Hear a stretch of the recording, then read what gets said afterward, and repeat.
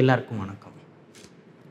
போன வீடியோவில் நான் ஆன்லைன் கேம்பிளிங் பற்றி நான் பேசினேன். அது ஏன் அடிக்ஷனாக இருக்குது, அதில் ஏன் நம்ம பணத்தை இழந்தாலும் தொடர்ந்து விளையாடுறோம், அதில் எந்த மாதிரி நிலையில் எங்ககிட்ட வருவாங்க அப்படின்றத பற்றி சொன்னேன். இந்த வீடியோவில் ஆன்லைன் கேம்பிளிங்லேருந்து விடுபடுறது எப்படி அப்படின்றத பற்றி பேச போகிறோம். நான் இந்த வீடியோவில் சொல்ல போகிறது ஒரு ரோட் மேப், அதாவது என்ன நடக்கணும் அப்படின்றதுக்கான இதை நீங்கள் தனியாக முயற்சிக்கிறத விட ஒரு மனநல ஆலோசகரோ இல்லை மனநல மருத்துவர்கிட்டையோ போயிட்டு அவங்களோட உதவியோடு முயற்சிக்கும்போது தான் இதில் உங்களுக்கு சக்ஸஸ் ஜாஸ்தியாக இருக்கும். ஏன்னா எப்பவுமே நமக்கு இந்த மாதிரியான அடிக்ஷன் ப்ராசஸில் நம்ம அளவில் நிறைய விஷயங்களை மறைச்சிருவோம். அதே மாதிரி ஃபேமிலி மெம்பர்ஸ்க்கும் நிறைய விஷயங்கள் நம்மளுடைய பிஹேவியர்னால் பாதிக்கப்பட்டது, அவங்களோட எமோஷன்ஸும் நமக்கு எதிராக இருக்கும். ஸோ இந்த அடிக்ஷன் ரிகவரி ப்ராசஸை பொறுத்த வரைக்கும் எப்போவுமே ஒரு மென்டல் ஹெல்த் ப்ரொஃபஷ்னல் சப்போர்ட்டோடு தான் நம்ம செய்கிறது ரொம்ப நல்லது. மென்டல் ஹெல்த் ப்ரொஃபஷ்னல்னு சொல்லும்போது படித்தவங்க, especially doctors or psychologist, clinical psychologist, degrees இதில் ஒர்க் பண்ணவங்க, அவங்கள்ட்ட போகிறது தான் இது. மற்றபடி இந்த குவாக்ஸ்டையோ இவங்கள்ட்டையோ போனீங்கன்னா உங்களோட பணமும் நேரமும் அனுபவமும் தான் விரயமாகும். ஸோ இந்த இதை பொறுத்த வரைக்கும் நான் ஒரு ஸ்டெப் பை ஸ்டெப் ப்ராசஸாக நான் சொல்கிறேன். இதில் நான் சொல்கிறத மட்டும் வச்சுட்டு நீங்கள் செயல்படுத்த முயற்சிக்கிறது அவ்வளோ பெரிய வெற்றியை தராது. பட் இதில் உங்களால் பண்ணக்கூடிய சில டிப்ஸும் நான் தர்றேன். எப்படி அப்படின்றத நீங்கள் ட்ரை பண்ணி பார்த்துட்டு கமெண்ட் பண்ணுங்கள். அப்போ வீடியோக்கு போகலாமா?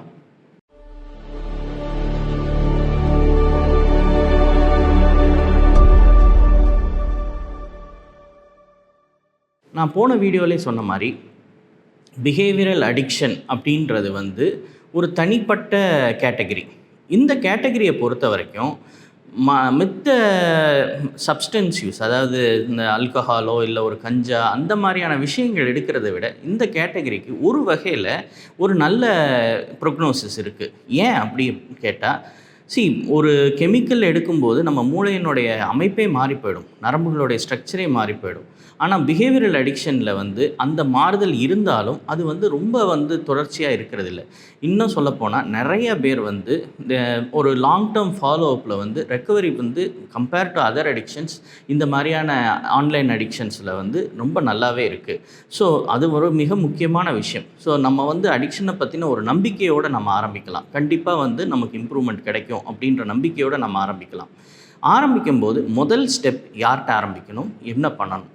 நிறைய பேர் அவங்க ரிலேட்டிவ்ஸும் அவங்க ஃபேமிலி மெம்பர்ஸும், சார் நாங்கள் எப்படி இவரை கொண்டாடுறேன்னு கேட்குறாங்க.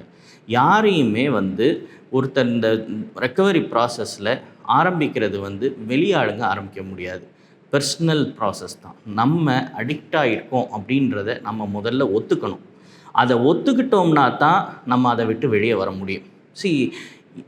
எந்த ஒரு அடிக்ஷன்லேயும் நம்ம நிறைய பொய் சொல்லுவோம், நிறைய மேனிப்புலேட் பண்ணுவோம். நம்ம கூட இருக்கிறவங்கள்ட்டையும் போய் சொல்லுவோம், அதை விட முக்கியமாக நம்மக்கிட்டேயே போய் சொல்லுவோம். எனக்கு கண்ட்ரோல் இருக்குது, என்னால் இதை மாற்றிக்க முடியும், நான் இதை விட்டு வெளியே வந்துடுவேன். அந்த பொய்களை நம்ம என்னைக்கு சொல்கிறத நிறுத்தி, இல்லை என்னால் இதிலேருந்து வெளியே வர முடியலை அப்படின்னு நம்ம ஒத்துக்கிறோமோ அன்னைக்கு தான் இந்த பழக்கத்தை விடுறதுக்கு நம்ம தயாராகும். அதை நம்ம ஒத்துக்காத வரைக்கும் நம்மளால் இதை விட்டு வெளியே வரவே முடியாது.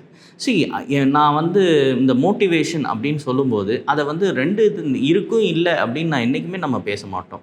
மோட்டிவேஷன்ன்றது ஒரு கண்டினியூஸ் விஷயம். ஒருத்தர் ஒரு நாள் மோட்டிவேட்டடாக இருக்கான், இன்னொரு நாள் மறுபடியும் அந்த மோட்டிவேஷன் குறைஞ்சி போயிடலாம். இந்த இடத்துல தான் எங்கள்கிட்ட வரும்போது, எங்களோட இதில் வரும்போது நாங்கள் motivational interviewing and motivational therapy, enhancement therapy அப்படின்னு சொல்லுவோம். ஒருத்தரோட மோட்டிவேஷன் லெவல் எப்படி இருக்குன்றதை பார்த்து அவங்களோட மோட்டிவேஷனை விடுறதுக்கான இதை ட்ரை பண்ணுறதுக்கு நிறைய சஜஷன்ஸ் கொடுத்து அவங்களுக்கு அந்த மோட்டிவேட் பண்ணுவோம். ஸோ இந்த மோட்டிவேட் பண்ணுவோம்னா நாங்கள் நீங்கள் நினைக்கிற மாதிரி முதுகில் தட்டி கொடுத்தா வெரி குட் சூப்பர் பண்ணிடலாம் அப்படின்ற மாதிரி இல்லை. ஸ்பெசிஃபிக் ஸ்டெப்ஸ் அதை பற்றி பேசி அதுக்கு என்ன பண்ணலாம், இதை பண்ணும்போது நீங்கள் என்ன நினைக்கிறீங்க, என்ன பிரச்சனை வரும் அப்படின்றத பற்றி தான் நிறைய பேசி நாங்கள் இது பண்ண வரோம். ஸோ இதில் செய்யலாம் செய்யக்கூடாதுன்ற போது ஒரு விஷயத்தில் ஆரம்பிக்கலான்ற போதே வேணாம் அப்படின்பாங்க. அதிலெல்லாம் அந்த மாதிரியான ரெசிஸ்டன்ஸ்லாம் நிறையா இருக்கும். ஸோ இந்த விஷயங்களெல்லாம் பேசி அதை எப்படி அதுக்கு தீர்வு காணலான்றதை பார்த்துட்டு தான் நம்ம இது பண்ணுவோம். ஸோ இந்த மாதிரி ஒரு மோட்டிவேஷன் என்ஹான்ஸ்மெண்ட் பண்ணதுக்கப்புறம் தான் நிஜ ட்ரீட்மெண்ட்டே ஆரம்பிக்க முடியும். ஸோ மோட்டிவேட்டட் பர்சன்ஸ் தான் வந்து நிறுத்த முடியும். இது வந்து நம்ம வருத்தமாக இருந்தாலும் இதுதான் உண்மை. இந்த உண்மையை ஒத்துக்கிட்டோம்னா தான் நம்மளால் வந்து அந்த அடிக்ஷன் அப்படின்ற அந்த ப்ராசஸ்லேருந்து நம்ம வந்து வெளியே வர முடியும். நம்ம ஒருத்தர் வந்து மோட்டிவேட்டடாக இல்லாத போது நம்ம இதில் என்ன பண்ணுறாங்க, அவங்கள கொண்டாந்து வந்து ஏதாவது ஒரு டி அடிக்ஷன் சென்டர்லேயோ ஏதாவது ஒரு இதுலேயோ வந்து ரொம்ப நாள் தங்க வச்சு அது மூலம் அவங்கள வந்து மோட்டிவேட் பண்ணிடலாம் அப்படின்னு சொல்லி பார்க்குறாங்க. நிறைய காசு வாங்குகிற டி அடிக்ஷன் சென்டர்ஸ் வந்து இந்த மாதிரி வந்து உள்ளே வந்து போட்டுட்டு அவங்கள 3 மாதம் 4 மாதம்னு வச்சுட்டு அதுக்கப்புறம் வந்து அவங்கள வந்து இது பண்ணுறது, அடிக்கிறது, பிரச்சனைகள், ஏகப்பட்ட பிரச்சனைகள் வர்றது இந்த மாதிரி இதில் தான். பட் நம்ம நல்லா புரிஞ்சிக்க வேண்டியது என்னென்னா, மோட்டிவேஷன்ன்றது வந்து ஒரு மாறிக்கிட்டே இருக்கக்கூடிய விஷயம். அவங்க உள்ளே போய் இருக்கும்போது மோட்டிவேட்டடாக தான் இருப்பாங்க. ஆனால் வெளியே வந்ததுக்கப்புறம் அந்த ட்ரிகர் வரும்போது மறுபடியும் மாறிடுவாங்க.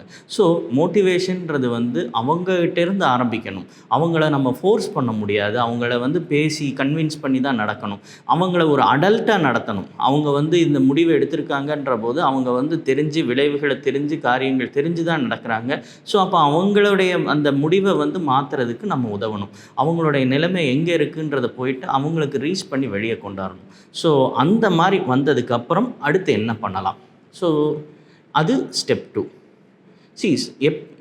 மித்த அடிக்ஷன்ஸை விட இந்த பிஹேவியரல் அடிக்ஷன், எஸ்பெஷலி இந்த கேம்பிளிங் இந்த மாதிரியான அடிக்ஷனில் எங்களுக்கு வந்து நாங்கள் வந்து ஒரு தெரபிஸ்ட் அப்படின்னு சொல்லி ஒருத்தர் வேணும்போம். அதாவது என்னென்னா, அவர் அந்த பேஷண்ட்டுக்கு நெருக்கமான, அவங்க வந்து கம்ஃபர்டபுளாக ஃபீல் பண்ணுற, அவங்க சொன்னால் கேட்டுக்கிற, அவங்களுக்கு எந்த நேரமும் ஷேர் பண்ணக்கூடிய ஒருத்தர்.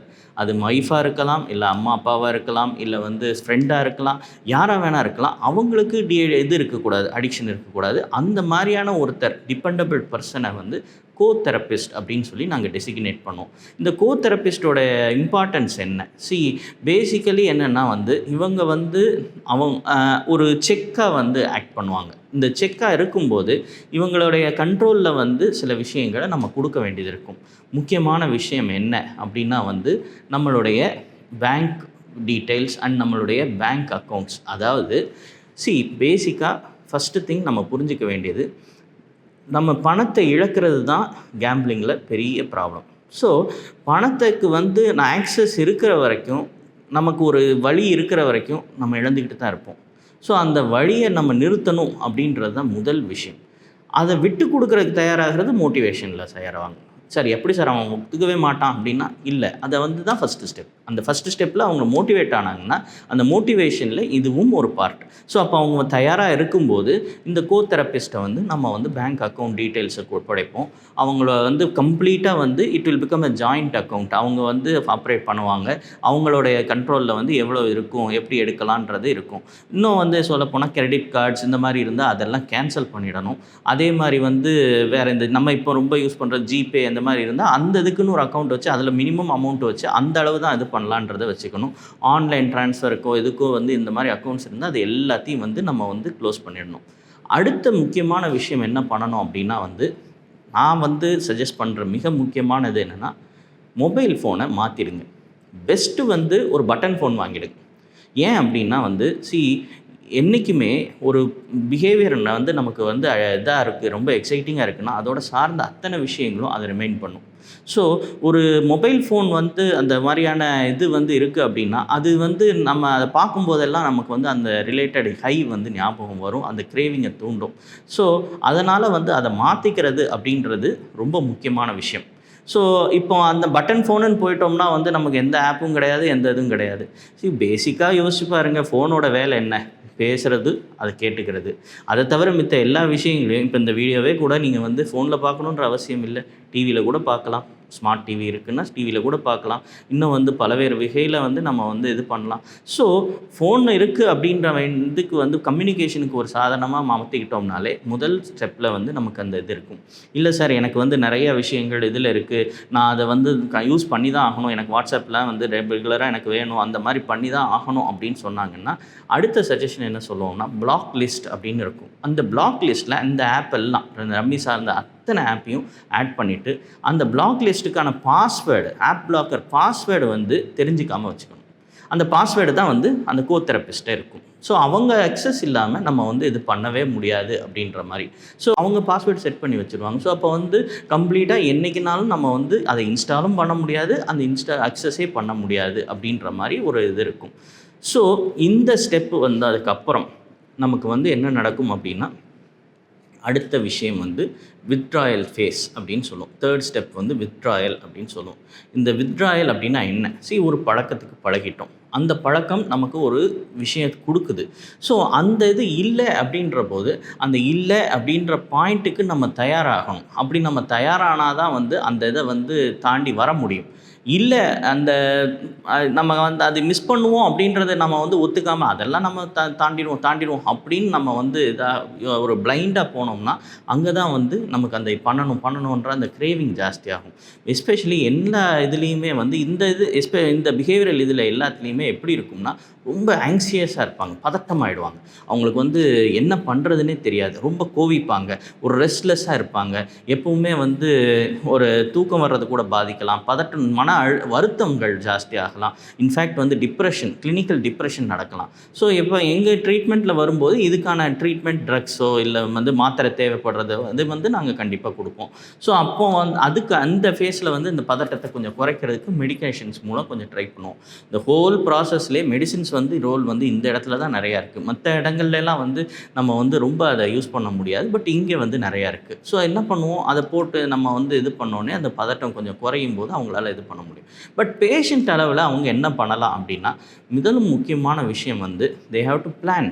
என்ன நேரம், குறிப்பாக இந்த மாதிரி இது வந்து அந்த பர்டிகுலர் டயத்தில் வந்து ரொம்ப ஜாஸ்தியாக இருக்கும். ஃபார் எக்ஸாம்பிள், எனக்கு வந்து நான் வந்து ஈவினிங் ஒரு வேலையை முடிச்சுட்டு ஒரு 6 மணிக்கு மேலே தான் நான் வந்து இந்த ரம்மி ஆப்லாம் ஓப்பன் பண்ணுவேன்னா, எனக்கு அந்த நேரம் வந்தோடனே எனக்கு வந்து ரொம்ப தோண ஆரம்பிச்சிடும். இன்றைக்கி இந்த நேரம் வந்து நம்ம வந்து விளையாண்டுட்டு இருப்போம்ல, இந்த நேரம் நமக்கு இது இருக்கும்லன்னு.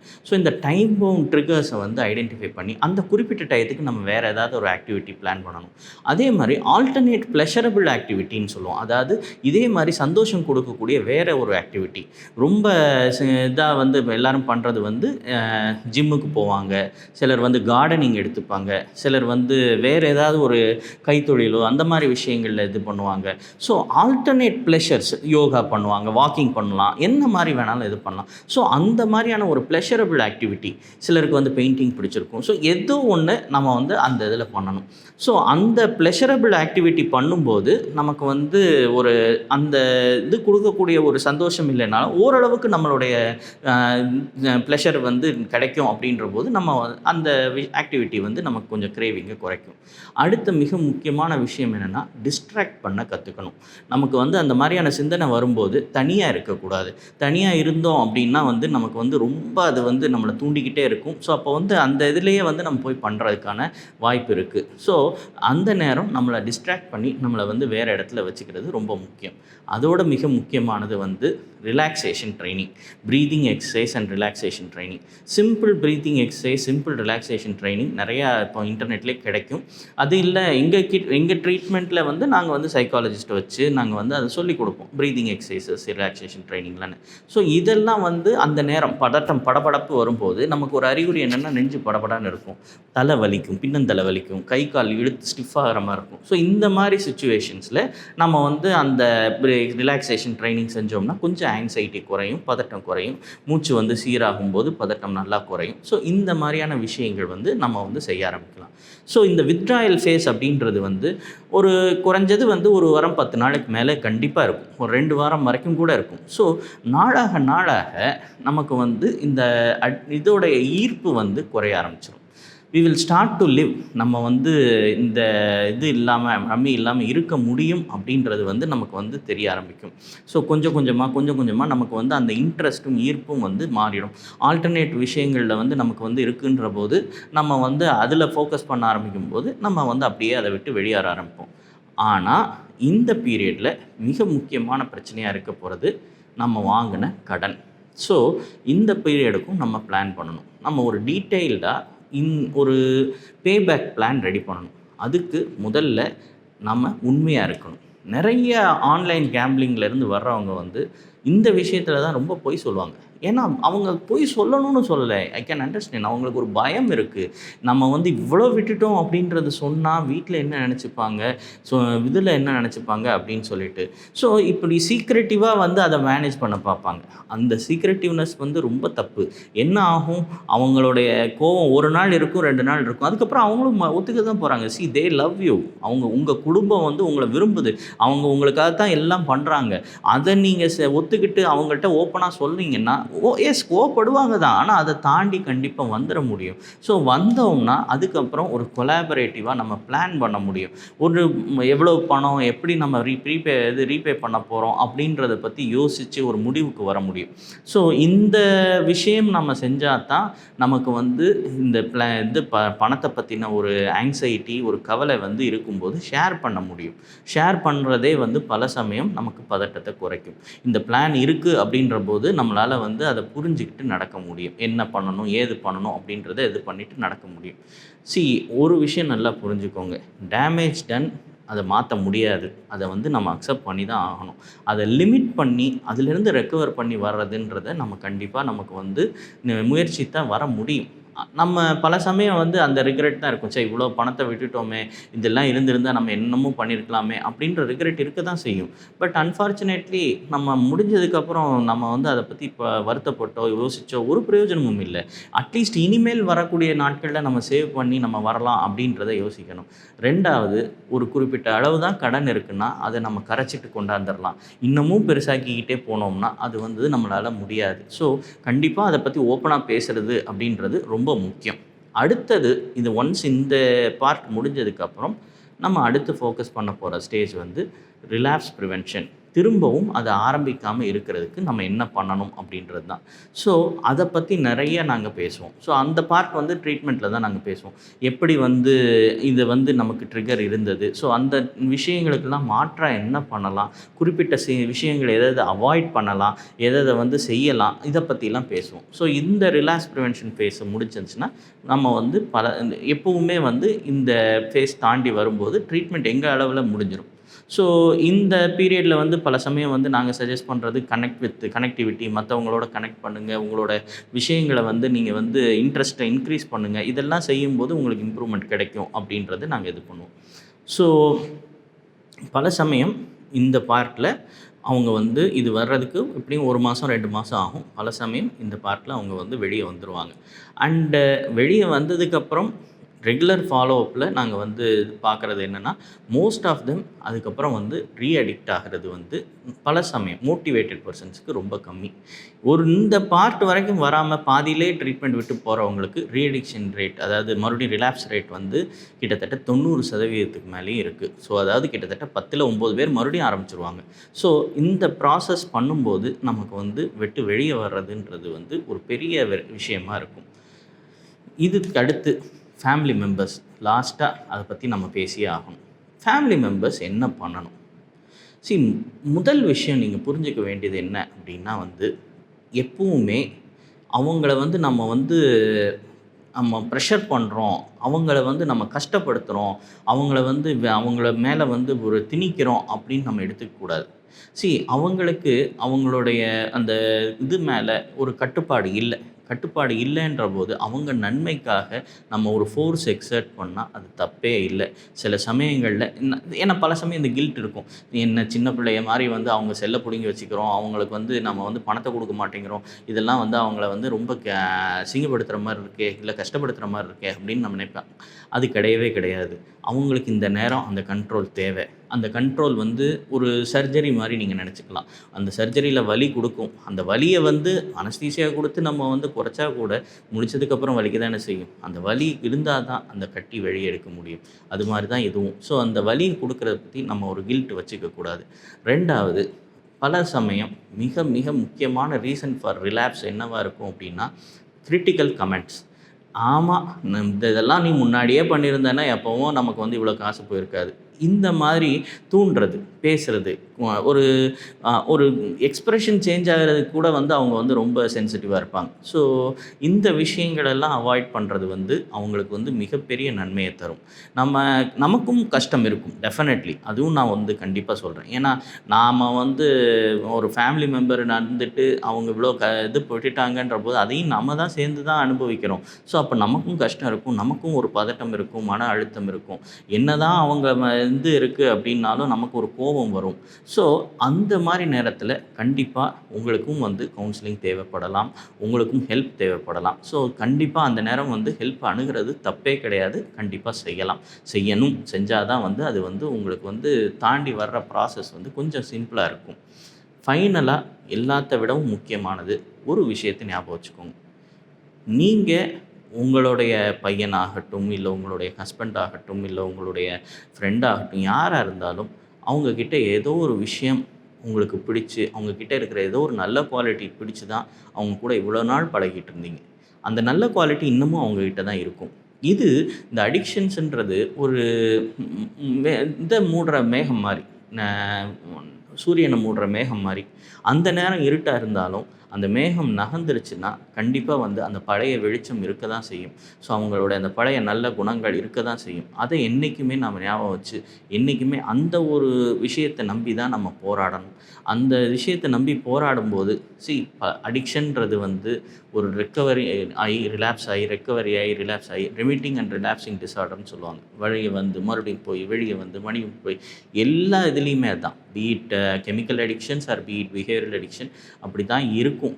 அந்த ப்ராசஸை தாண்டி வரும்போது ஆனால் கிடைக்கிற ரிவார்டு, அந்த நெருக்கம், அந்த சந்தோஷம், அது வந்து பெரிய விஷயம். ஸோ அந்த சைலண்ட் சப்போர்ட், அந்த அன்கிரிட்டிக்கல் சைலண்ட் சப்போர்ட் வந்து அவங்களுக்கு எவ்வளோ முக்கியன்றது அவங்க வெளியே வந்து சொல்லும்போது தான் அவங்களுக்கு புரியும். ஸோ இந்த விஷயத்தில் அதுதான் ரொம்ப முக்கியம். இந்த வீடியோ 2 வீடியோ மூலம் ஆன்லைன் கேம்பிளிங்கை பற்றி நான் நிறையா பேசியிருக்கேன். உங்களுக்கு இதில் எதுவும் சந்தேகங்கள் இருந்துச்சுன்னா இந்த வீடியோ கீழே கமெண்ட் பண்ணுங்கள். கண்டிப்பாக அதுக்கு நான் ரிப்ளை பண்ணுறேன். உங்களுக்கு வந்து உங்கள் நண்பர்கள் யாரும் இந்த மாதிரி இருக்காங்க அப்படின்னா அவங்களுக்கு இந்த வீடியோவை ஷேர் பண்ணுங்கள். இந்த விஷயங்கள் இப்படி இருக்குது, இந்த மாதிரி நம்ம செய்கிறோம் அப்படின்னு தெரிஞ்சுக்கிறதே, the knowing that this is an addiction, நம்ம வந்து நம்ம கைமீறி கொண்டு போகிறோம், நம்ம இப்படி சிந்திக்கிறோம் அப்படின்றது தெரிஞ்சுக்கிறதே அவங்கள வெளியே கொண்டாட இது பண்ணும். அதுக்காகத்தான் இந்த ஃபஸ்ட் பார்ட் வீடியோவில் அதை பற்றி நான் ரொம்ப டீட்டெயில்டாக பேசினேன். ஸோ முடிஞ்ச அளவுக்கு வந்து எல்லாருக்கும் இது உதவும் அப்படின்னு நினைக்கிறேன். அடுத்த ஒரு வீடியோவில் மீண்டும் உங்களை சந்திக்கிறேன். அது வரைக்கும் நன்றி, வணக்கம்.